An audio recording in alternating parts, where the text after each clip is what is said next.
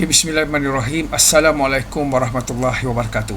Apa khabar para pelajar? Sudah bersedia ke anda untuk menghadapi peperiksaan pada hari Isnin ini, kertas semester 1. Okay, hari ini saya akan berikan tip-tip penting.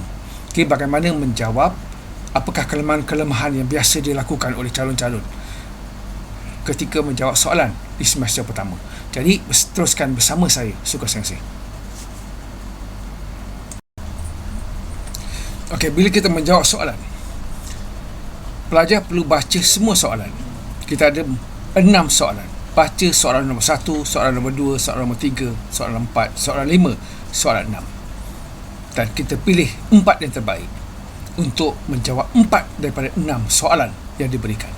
Dan kena ingat, bila kita menjawab 4 soalan, kita hanya diberi masa 2 jam untuk menjawab 4 soalan. Jadi setiap satu soalan mengambil masa 30 minit. Jadi perlu rancang masa dengan sebaik mungkin untuk memastikan kita memberi jawapan yang seimbang. Soalan nombor 1, soalan nombor 3, soalan nombor 5 ataupun soalan 6 yang kita jawab. Jadi pastikan kita menjawab 4 soalan dalam masa 2 jam dan setiap soalan itu 30 minit. Ini untuk memberikan dan kita menjawab berdasarkan pada apa soalan tanya, iaitu kehendak soalan. Penting baca semua soalan dan pilih 4 yang terbaik yang kita menguasai soalan tersebut. Ini bukan 4 yang kita suka, tetapi 4 yang kita mengingat ataupun kita menguasai fakta yang diperlukan dan kita memahami kehendak soalan itu sebaik yang mungkin, dan jawablah berdasarkan kepada tugasan yang diberikan. Setiap soalan mengandungi 4 perkara. Pertama, tugasan. Kedua, kehendak soalan ataupun isu ataupun pokok persoalan yang ditanya. Itu yang dikatakan sebagai kehendak soalan. Yang ketiga, latar masa. Bila sesuatu luang lingkup soalan itu ditanya. Dan juga yang keempat adalah latar tempat. Itu tempat di mana kajian itu ataupun persoalan itu dinyatakan. Jadi 4 perkara penting dalam soalan ini mesti difahami secara mendalam. Okay, dari segi tugasan, kehendak soalan ataupun isu ataupun pokok persoalan. Kedua, dari segi latar masa, abad ke-14 ke 15 ke 16 dan sebagainya. Juga dari segi latar tempat, di England, di Jepun, di Jerman, Perancis dan sebagainya. Okey, itu perkara penting yang mesti kita kuasai. Ini sebelum kita menjawab sesuatu soalan. Okey, yang kedua, kita perlu faham dari segi latar masa. Okay. Apakah itu latar masa? Dia adalah skop. Bila mula, bila berakhir. Abad ke-16 hingga abad ke-17 misalnya. Sebelum Perang Dunia Pertama, selepas Perang Dunia Pertama, contoh. Okay. Proses. Ini dari segi prosesnya. Okay. Proses penyatuan, contoh. Proses pembinaan negara bangsa. Okay. Prosesnya bila mula, bila berakhir. Okay. Berlaku dalam tempoh masa atau 2 tarikh. Dari bila sampai bila, abad ke-16 hingga abad ke-18 contoh. Okey, dari selepas berakhirnya Perang Dunia Pertama sehinggalah berlakunya Perang Dunia Kedua contoh. Okey, itu menggambarkan latar masa atau skop kepada persoalan ataupun isu yang dinyatakan tadi. Di mana, bila, maksudnya merujuk kepada time frame, jangka masa ataupun peristiwa yang berlatar belakangkan kepada isu ataupun persoalan yang dinyatakan dalam soalan. Jadi kita kena faham betul-betul dari segi latar masa ini. Jadi untuk membolehkan kita memberi pengenalan yang baik dan juga penutup yang sesuai, dan juga kita berujahan ataupun isi yang kita berikan, skopnya tidak lari daripada latar masa yang dinyatakan. Okay, itu perkara yang penting pelajar. Ini dalam membolehkan kita menjawab suatu soalan dan kita mendapat markah yang baik. Perkara ketiga yang penting kita kuasai adalah latar tempat. Apa yang dimaksudkan dengan latar tempat? Iaitu skop lokasi.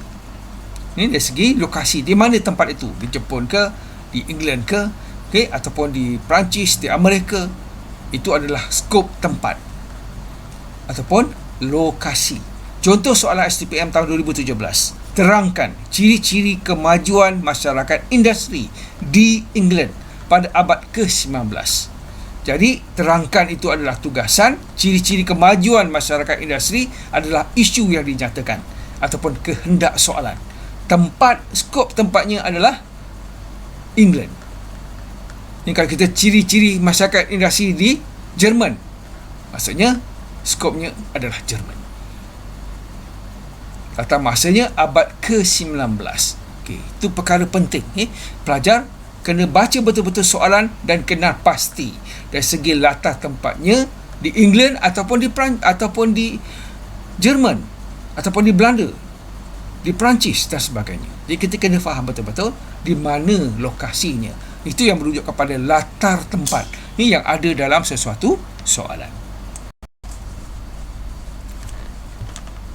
Okey, seterusnya kita lihat contoh soalan. Sejauh manakah ada dua benda. Pertama, sejauh manakah itu merujuk kepada sedalam mana. Sejauh manakah kedalaman isi, iaitu zaman, contoh zaman pencerahan, menyatakan pandangan tentang sesuatu perkara, memberi penilai kepada soalan yang diajukan. Contoh soalan STPM tahun 2013.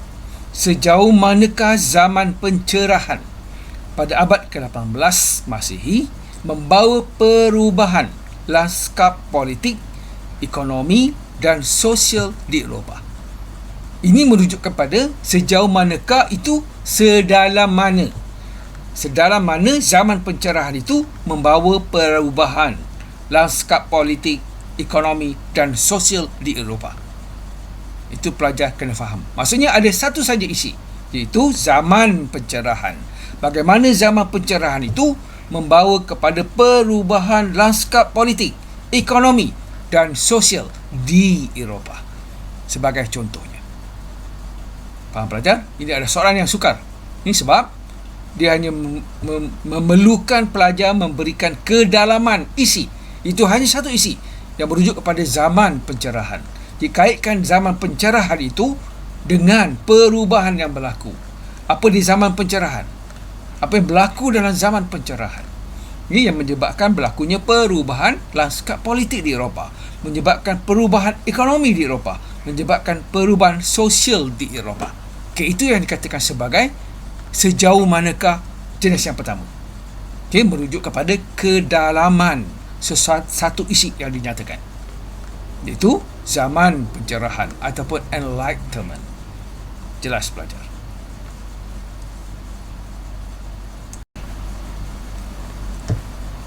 Okey pelajar, contoh yang kedua.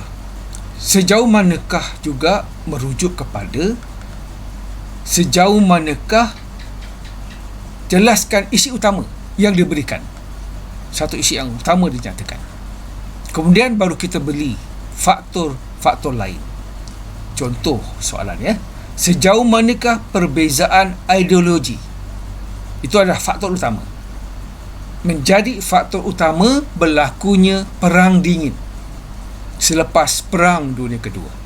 Jadi satu faktor yang diberikan iaitu perbezaan ideologi. Jadi kita jelaskan apa dikatakan sebagai perbezaan ideologi. Okay, sebaik yang mungkin kita jelaskan, sedalam yang mungkin. Namun begitu, terdapat faktor lain yang menyebabkan berlakunya perang dingin, menyebabkan berlakunya perang dingin selepas Perang Dunia Kedua. Jadi pelajar kena faham itu. Ini menyebabkan berlakunya perang dingin selepas Perang Dunia Kedua. Satu faktor adalah perbezaan ideologi. Namun begitu, terdapat faktor lain yang menyebabkan berlakunya perang dingin selepas tamatnya Perang Dunia Kedua. Jadi itu yang perlu kita jelaskan. Mungkin ada banyak faktor, bukan hanya perbezaan ideologi. Ada faktor lain yang membawa kepada perang dingin tersebut. Tapi bila kita menjawab esei dalam masa 30 minit, bukan kita nak memberi 10 isi, 20 isi, 5 isi, 4 isi. Tidak. Ini kita hanya memberikan jumlah isi berdasarkan kepada masa yang diperuntukkan kepada kita cuma 30 minit. Dan kita perlu huraikan isi itu sedalam yang mungkin, yang dipanggil tahkulan. Sebenarnya bukan jumlah isi yang dipentingkan, tetapi kedalaman isi. Ini kedalaman isi. Bagaimana kita menghuraikan sesuatu fakta itu. Ni dari segi huraiannya, contoh yang relevan yang diberikan. huraian-huraian lanjutan dan sebagainya. Okay, itu yang penting. Bila kita memberi sesuatu ulasan kepada fakta yang nak kita huraikan, itu yang saya katakan sebagai kita berdialog dengan jawapan. Kita berdialog dengan soalan, kita menjawab dan kita memberi kefahaman kepada pemeriksa yang memeriksa kertas kita itu. Okay, itu yang sangat penting para pelajar kena bezakan. Jadi sejauh manakah dalam soalan yang berbentuk tugasannya sejauh manakah, ada dua benda. Pertama, ditunjuk sedalam mana, dan yang kedua berkaitan dengan ada faktor lain. Bukan satu faktor, tapi ada faktor lain yang menyebabkan berlakunya sesuatu perkara ataupun isu yang dinyatakan dalam kehendak soalan.